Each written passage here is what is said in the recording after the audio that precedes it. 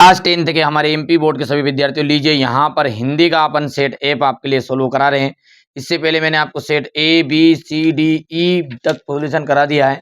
ये आपका अंतिम प्रश्न पत्र रहने वाला है। सेट एप नहीं देखे वो पांचों पेपर तो आप डिस्क्रिप्शन में लिंक है प्लेलिस्ट की, या फिर आप ठीक है कमेंट में भी पिन किया है, प्लेलिस्ट जाके चेक कर सकते हैं आप।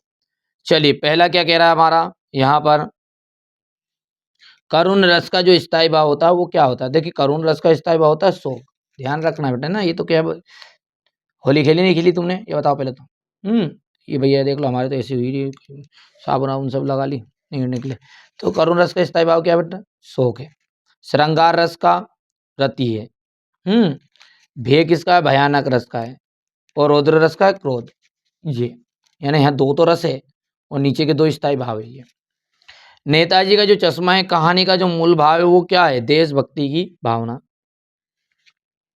कृष्ण की संगति में रहकर भी उनके प्रेम से अछूते कौन रहे थे, तो अक्रूर की उद्धव। तो उद्धव की बात चल रही थी, गोपिया कह रही थी तुम तो अति बड़भागी। ठीक है, विभानुभाव, व्यभिचारी, संयोगा, दृत्साह, निष्पत्ति, यहाँ परिभाषा किसकी है, तो ये जो परिभाषा है ये है भरत मुनि की। किनकी है, भरत मुनि की है। माता का जो आंचल है पाठ में अभिव्यक्ति हुई है, तो माता का जो आंचल है उस पाठ में अभिव्यक्ति किनकी हुई है, तो ग्रामीण जीवन की। आधुनिक काल का जो आरंभ है वो कब माना गया है, तो आधुनिक काल का आरंभ माना गया है संवत 1900 से। अच्छा ये ईस्वी के हिसाब से है ना, ईस्वी की, तो ईस्वी दिखता ना 1800, मतलब सन के हिसाब से सन 1843 से, याद रहेगा। चलिए आगे बढ़ते हैं। अब ये आपका है क्वेश्चन नंबर 2, जो कि आपका रिक्त स्थान। चलिए पहला पढ़ते हैं इसमें रिक्त स्थान में कि कविता फागुन की मादकता को प्रकट कर रही है, तो उत्साह फसल की अट नहीं रही है, तो ये उत्साह फसल अट नहीं रही, तो ये अट नहीं रही को। ठीक है, शहनाई बजाने के लिए रीड का प्रयोग किया था, रीड। ठीक है, 4 चरणों में समान मात्रा वाले छंद को, 4 चरणों में जिसके समान मात्रा उसे कहेंगे सममात्रिक छंद। गंतोक से किलोमीटर दूरी पर युमथांग था, तो 149 किलोमीटर की दूरी पर। व्यक्ति अपनी प्रशंसा स्वयं नहीं करते, तो जो वीर व्यक्ति होते हैं, ठीक है, वीर व्यक्ति अपनी कभी भी प्रशंसा नहीं करते थे, क्रोधी, निडर, कायर। ठीक है, यहाँ पर देखिए निडर व्यक्ति अपन यहाँ पर बेटे ऑप्शन में गलत है, तो वीर वीर वीर आएगा, वीर व्यक्ति है ना, यहाँ से अपने को भरना है वीर व्यक्ति। कृष्ण ने कही थी नहीं, सॉरी लक्ष्मण ने बात कही थी, सच्चे साधु की पहचान उसके इकाई से होती है, विचारों से होती है। हो गया। चलिए सत्य सत्य की बात करते हैं। तो जहाँ किसी वस्तु विषय या का वर्णन बढ़ा चढ़ाकर किया जाए वहाँ अन्योक्ति अलंकार होता है क्या, तो वहाँ अन्योक्ति अलंकार होता है। तो यहाँ पर अन्योक्ति अलंकार नहीं होता है, वहाँ पर होता है अतिशयोक्ति अलंकार। अतिशयोक्ति अलंकार होता है, इसलिए ये बात गलत होगी आपकी। यहाँ पे लिख दिया मैंने अतिशयोक्ति अलंकार। हो गया। चलिए रेखा चित्र को शब्द चित्र भी कहते हैं, तो रेखा चित्र को शब्द चित्र कहते हैं, तो सत्य बात है ये। जीवनी जो है गद्य की प्रमुख विधा है, जीवनी जो है गद्य की प्रमुख विधा है, तो सत्य बात है ये। कृतिकार के लिए अनुभव की अपेक्षा अनुभूति गहरी चीज है, तो ये बात भी आपकी सत्य रहेगी। रंगीन पताकाएं शांति और अहिंसा का प्रतीक होती है, ठीक है, तो ये आपका असत्य बात है।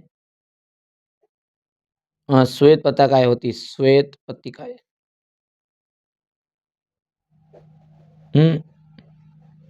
एक संस्कृत व्यक्ति किसी नई चीज की खोज नहीं करता है क्या, ये बात गलत है, वो तो खोज करते ही रहता है कहीं ना कहीं चीज की, तो हो गया असत्य। अब है आपका सही जोड़ी। देखिए सही जोड़ी में क्या है, युग धारा। युग धारा, तो युग धारा के लिए आपका जाएगा नागार्जुन, इनके लेखक है ये। मन्नू भंडारी की माँ सहनशील स्वभाव की थी। 1 और 11 मतलब इसका मतलब क्या है, एकता में शक्ति। रिपोतार्ज की जो भाषा है वो है फ्रेंच भाषा। सफेद पोश यानी कि भद्र व्यक्ति, और जो कम बोलता है उसे मितभाषी के नाम से जाना जाता है। हो गया, ले लिया स्क्रीनशॉट। चलिए आगे बढ़ते हैं और यहाँ से एक वाक्य को समझते हैं। चलिए पहला पढ़ते हैं। कवि निराला ने उत्साह गीत जो किससे संबंधित है? तो ये बादलों से। संस्कृति निबंध हमेशा किससे टकराने की प्रेरणा देते हैं? तो जटिलता और समस्याओं से। जटिलता और समस्याओं से।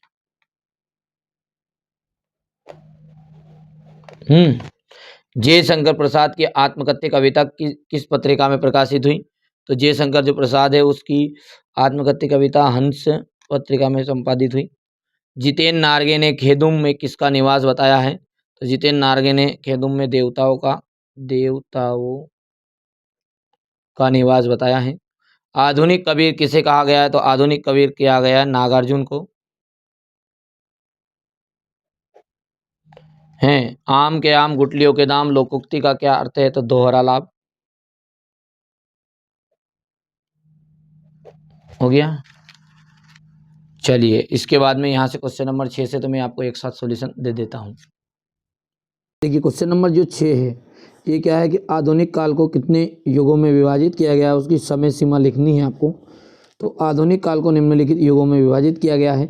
सबसे पहला युग है भारत हिंदू युग, दूसरा है आपका द्विवेदी युग, ठीक है, छायावादी युग, प्रगतिवादी युग और प्रयोगवादी युग, और अंत में जाएगा आपका नई कविता। ठीक है, याद रहेगा। तो क्या जाएगा, समय सीमा अपन बात करें तो भारतीय हिंदू युग की जो समय सीमा है वो 1850 से 1900 तक, 1850 से कहाँ तक आ जाएगी, 1900 तक। और ठीक है, और द्विवेदी युग की जाएगी 1900 से 1920 तक। फिर आ जाएगा छायावादी युग, छायावाद का जाएगा आपका, ठीक है, छायावाद का जाएगा 1920 से 1936 तक। प्रगतिवादी युग का जाएगा 1936 से 1943 तक। और अंत में आ जाएगा आपका प्रयोगवादी में 1943 से 1950 तक। और नई कविता आ जाएगी 1950 से आज तक, 1950 से आज तक। हो गया। अब यदि हम बात करें भारतीय हिंदू युग के प्रमुख कवि की बात करें तो प्रमुख कवि है भारतीय हिंदू हरिश्चंद्र। द्विवेदी युग के प्रमुख कवि की बात करेंगे तो प्रमुख कवि अयोध्या सिंह उपाध्याय यानी हरिवंश। छायावादी युग के प्रमुख कवि जो है जयशंकर प्रसाद है। प्रगतिवादी युग के प्रमुख कवि है रामसारी सिंह दिनकर। और प्रयोगवादी के जाएंगे अज्ञे। और नई कविता के प्रमुख कवि भवानी प्रसाद मिश्र। हो गया। ये यहाँ से अपन क्वेश्चन नंबर 6 कर सकते कंप्लीट। इसके बाद में अथवा है इसका रीतिकाल के विशेषताएं लिखी है। रीतिकाल की विशेषता में क्या है, श्रृंगार रस की प्रधानता, नायक नायिका का वर्णन देखने को मिलता है, अलंकारों का प्रयोग किया गया है, ब्रज भाषा का प्रयोग किया गया, दरबारी प्रभाव। तो श्रृंगार रस की प्रधानता में जाएगा रीतिकाल के काव्य में प्रेम और सौंदर्य का अधिक वर्णन देखने को मिलता है। कवियों ने नायक नायिका के रूप गुण और भावों को बताया है। अलंकारों के अंतर्गत बात करें तो कविता में सुंदर बनाने के लिए अलंकारों का अधिक उपयोग किया गया। ब्रज भाषा का प्रयोग तो इस काल की कविताओं में अधिकतर ब्रज भाषा में लिखी गई है। और राजा और दरबार से जुड़ी कविता इस काल में लिखी गई है। ठीक है भैया। नागार्जुन ठीक है, और मंगरेज डबराल में की भी आपको कवि परिचय लिखना है। तो नागार्जुन का क्या है, देखो ध्यान से देखो, नागार्जुन का भी आपका हो चुका है कि युगधारा, प्यासी पथराई आंखें, सतरंगी पंखों वाली, ये तो बता तेरा नाम है क्या, तुमने कहा था प्रेत का बयान। अब है इसकी काव्यगत विशेषता है, भाव पक्ष है। नागार्जुन जीवन के, धरती के, जनता, श्रम के गीत गाने वाले कवि रहे हैं। इन्होंने अपनी कविता में शोषण, शोषकों के प्रति विद्रोह का स्वर देखने को मिलता है। ये आप कंप्लीट कर सकते हैं। ठीक है। कला पक्ष में इनकी बोली सामान्य बोलचाल की खड़ी बोली है। काव्य विषय इनके प्रतीकों के माध्यम से स्पष्ट उभर कर आते हैं। इन्होंने दोनों प्रकार के छंदबद्ध एवं छंदमुक्त रचनाएं की। साहित्य में स्थान तो आपको याद ही बताया ना, साहित्य में स्थान बहुत सिंपल रहता है क्योंकि ये चीज़ें मेरी पहले सेट ABC में इनमें हो भी चुकी है। इसी का तो वाला है मंगरेश डबराल वाला। तो मंगरेश डबराल देखो सेट बी में आपका ये हो चुका है। अब अगला क्वेश्चन क्या कह रहा है, गोपियों के अनुसार राजा का धर्म क्या होना चाहिए। गोपियों के अनुसार राजा का धर्म क्या होना चाहिए। तो गोपियों के अनुसार राजा का धर्म प्रजा के हित का पूरा ध्यान रखना होना चाहिए। राजा का धर्म क्या है, प्रजा का पूरा ध्यान रखे, प्रजा को किसी प्रकार से सताया नहीं जाना चाहिए। राजा का दायित्व है कि प्रजा की भलाई में ध्यान, कि भलाई का ध्यान रखना है। आगे समझ में कि गोपियों के अनुसार राजा का धर्म क्या है। तो राजा का धर्म है कि प्रजा का हित करना, प्रजा किसी भी प्रकार से नहीं सताना चाहिए प्रजा को, और राजा का दायित्व प्रजा की भलाई का ध्यान रखना होता है। कवि की जो आँख है, कवि की आँख फाल्गुन की सुंदरता से क्यों नहीं हट रही है। तो कवि की जो आँख है वो इसलिए नहीं हट रही क्योंकि पेड़ पौधे से लते, फाल्गुन मास प्रकृति का सौंदर्य का अपने चरम पर है। पेड़ पौधे पत्तों से लदे हैं, चारों तरफ रंग बिरंगे फूलों की शोभा बिखरी है, भीनी भीनी सुगंधित तथा सभी और सुगंधित हवा जो है सभी ओर से आ रही है। प्रकृति की जो सुंदरता इतनी मनोरम है, इतनी ज़्यादा सुंदर है कि उससे कवि की आँख हटना नहीं चाहती।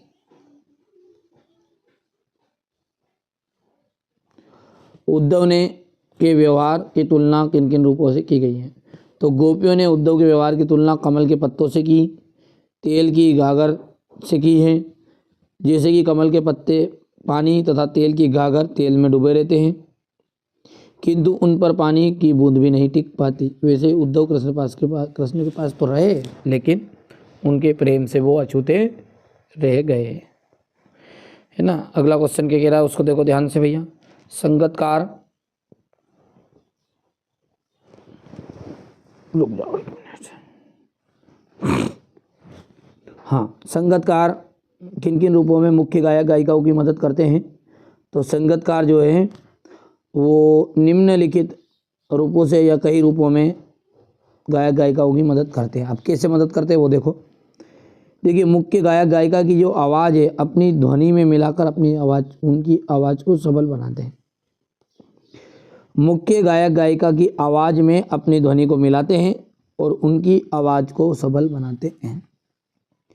मुख्य गायक गायिका तार समतक में खोकर गहराई में चले जाते हैं।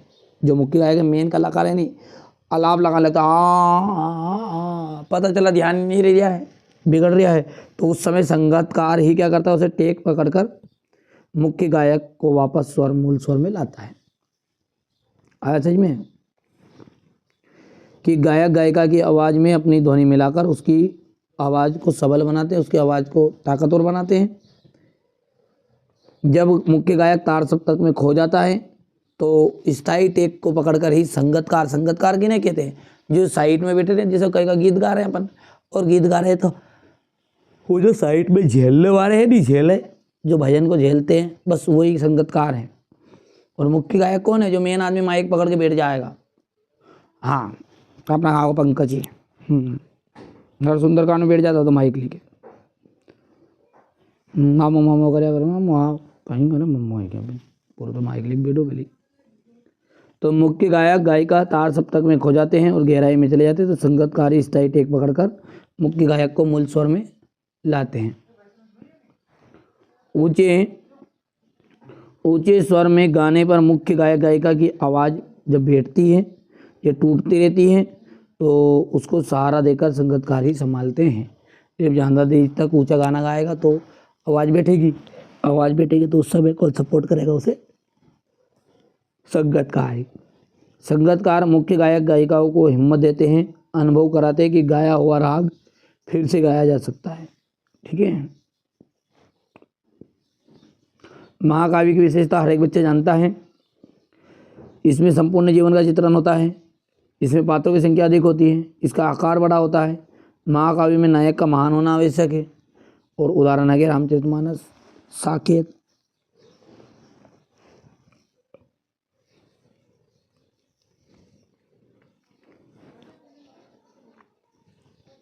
ओज गुण किसे कहते हैं, उदाहरण दीजिए। काव्य में जिस गुण, काव्य का वहाँ गुण जिसके कारण पाठक का चित्त दीप्त हो उठता है, चित्त दीप्त हो उठता है, उसे ओजगुण कहते हैं। काव्य में जिस गुण का विशेष जो मतलब काव्य में जिस गुण विशेष के कारण पाठक यानी कि हृदय में उसके का हृदय का चित्त तृप्त हो उठे, मतलब उसकी आत्मा तृप्त हो जाए, कुल मिले एक बात ही है, तो उसे कहते हैं ओजगुण। ठीक है, ओजगुण वीर भयानक रौद्र रसों में पाया जाता है, ध्यान रखना है। ओजगुण कौन से रसों में पाया जाता है? तो वीर रस। तो वीर रस का उदाहरण देखो तुम्हारे सामने है ये, क्या बुंदेले हर बोलो के मुख से, अरे हमने सुनी कहानी थी, खूब लड़ी मर्दानी वो तो झांसी वाली रानी थी, बुंदेले हर बोलो के मुख से, बुंदेले हर बोलो के मुख से हमने सुनी कहानी थी, खूब लड़ी मर्दानी वो तो झांसी वाली रानी थी। ठीक है भैया, तो ये आपका ओजगुण का उदाहरण। अद्भुत रस, जहाँ आश्चर्यजनक वस्तुओं या घटनाओं को देखकर हमारे हृदय में जब विस्मय का भाव उत्पन्न हो जाए, जब आश्चर्यजनक वस्तुओं या घटनाओं को देखकर जो हमारे हृदय में विस्मय का भाव उत्पन्न होता है, उसे ही अद्भुत रस कहते हैं, या फिर वहाँ अद्भुत रस होता है। उदाहरण क्या है?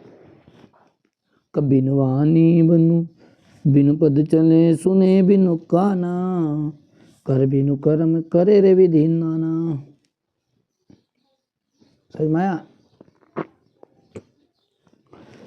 कि बिनु पद चले सुने बिनु काना, कर बिनु कर्म करे रे विधि नाना, ये आनंद रहित सकल रस भोगी, बिनवानी भगता बड़ जोगी।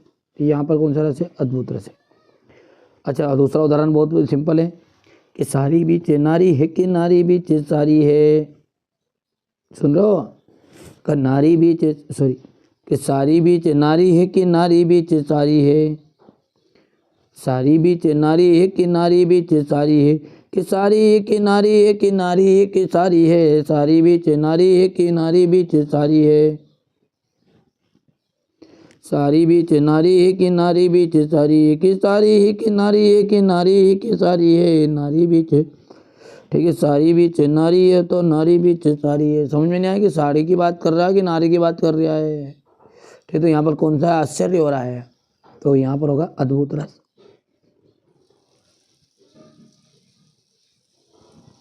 वार्णिक छंद और मात्रिक छंद में अंतर।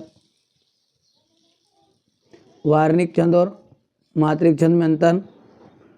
ठीक है, तो वार्णिक छंद में वर्णों की गिनती की जाती है। ठीक है, और मात्रिक छंद में मात्राओं की गणना की जाती है। वार्णिक छंद में गुरु और लघु अक्षरों पर भी ध्यान दिया जाता है, और मात्रिक छंद में केवल मात्राएं देखी जाती है। वार्णिक छंद के नियम थोड़े कठिन होते हैं, मात्रिक छंद के नियम आसान होते हैं। ठीक है भैया, तो वार्णिक छंद में क्या होती है? वर्णों की गिनती होती है, मात्रिक छंद में मात्राओं की गिनती होती है। वार्णिक छंद में गुरु और लघु अक्षरों पर ध्यान दिया जाता है, और इसमें केवल मात्राएं देखी जाती हैं। वार्णिक छंद के नियम थोड़े कठिन होते हैं, मात्रिक छंद के नियम आसान होते हैं। वार्णिक छंद संस्कृत भाषा से अधिक जुड़ा रहता है, ये मात्रिक छंद आम बोलचाल में रहेगा। इसको पढ़ने लिखने में कठिन लगता है, ये पढ़ने लिखने में और समझने में सरल होता है। ठीक है, क्वेश्चन नंबर 12 में देख सकते हैं, क्वेश्चन नंबर बी में है पूरा सॉल्यूशन इसका। ठीक है, मतलब जो सेट बी है उसमें हो चुका है रिटर्न, यतीन्द्र और भदंत आनंद कौशल्यान दोनों। क्वेश्चन नंबर जो 13 है, कैप्टन हलदार साहब के लिए सहानुभूति का जो पात्र क्यों था? तो कैप्टन हलदार साहब सहानुभूति का पात्र इसलिए था क्योंकि वहाँ एक सच्चा देशभक्त और संवेदनशील व्यक्ति था। उसने अपने खर्चे और मेहनत से स्वतंत्रता सेनानी की मूर्ति बनाई थी। जब मूर्ति सही ढंग से नहीं बनी तो लोग उसका मजाक उड़ाने लगे, तभी वह दुखी होकर चुपचाप रह गया। उसकी भावना देश प्रेम से भरी थी, लेकिन समाज ने उसे समझने के बजाय उसका उपहास किया। इसी कारण पाठक के मन में उसके प्रति सहानुभूति उत्पन्न होती है। मूर्ति पर सरकंडे का जो चश्मा है वो क्या जगाता है, क्या उम्मीद जगाता है? तो मूर्ति पर सरकंडे का चश्मा ये उम्मीद जगाता है कि आम लोग भी देशभक्ति की भावना से जुड़े हैं। भले ही साधारण हो, लेकिन लोगों के मन में स्वतंत्रता सेनानियों के प्रति सम्मान आज भी जीवित है। यह चश्मा बताता है कि सच्ची श्रद्धा दिखावे में नहीं, भावनाओं में होती है।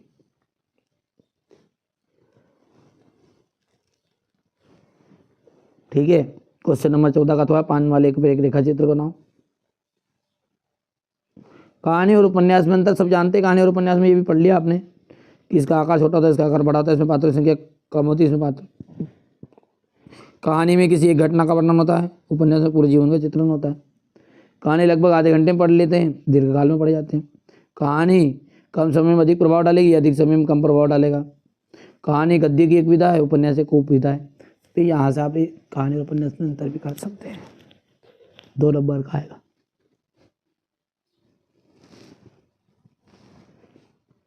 रेखा चित्र और संश्लेषण में अंतर।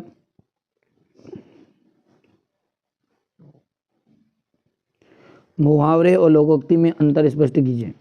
मुहावरा क्या एक वाक्यांश होता है, लोकोक्ति क्या एक पूर्ण वाक्य है। मुहावरे का स्वतंत्र प्रयोग संभव नहीं होता, लोकोक्ति को स्वतंत्र प्रयोग कर सकते हैं। इसका आकार छोटा होता है, इसका आकार बड़ा होता है, इसका क्षेत्र सीमित है, इसका क्षेत्र विस्तृत है। ऐसे ही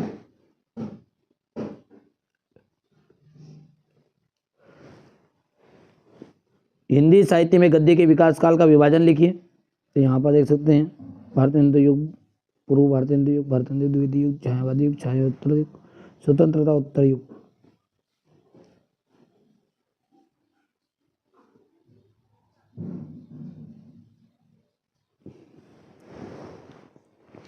ठीक है बेटा, क्वेश्चन आंसर आप पढ़ सकते हैं, कोई दिक्कत नहीं इनमें। ये क्वेश्चन नंबर 18, योग का महत्व विषय पर अनुच्छेद।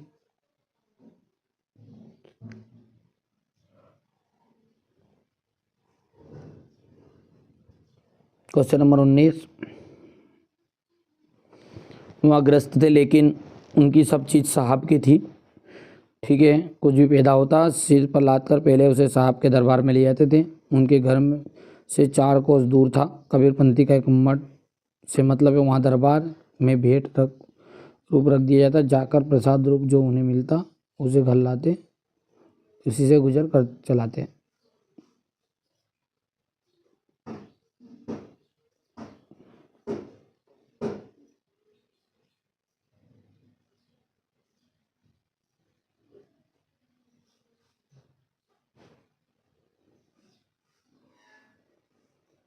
हो गया था।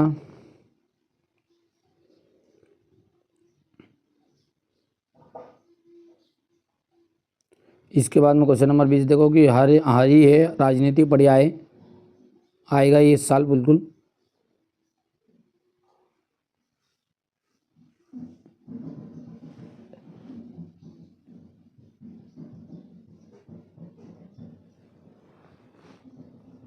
हो गया। ये आप पढ़े बहुत ध्यान से में। क्वेश्चन नंबर 21 देख सकते हैं आप।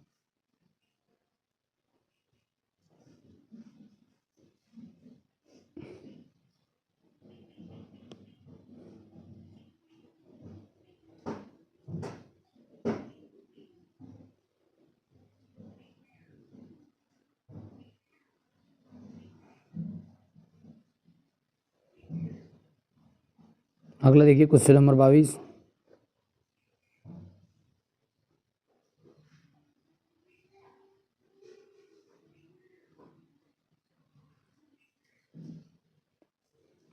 और क्वेश्चन नंबर 23।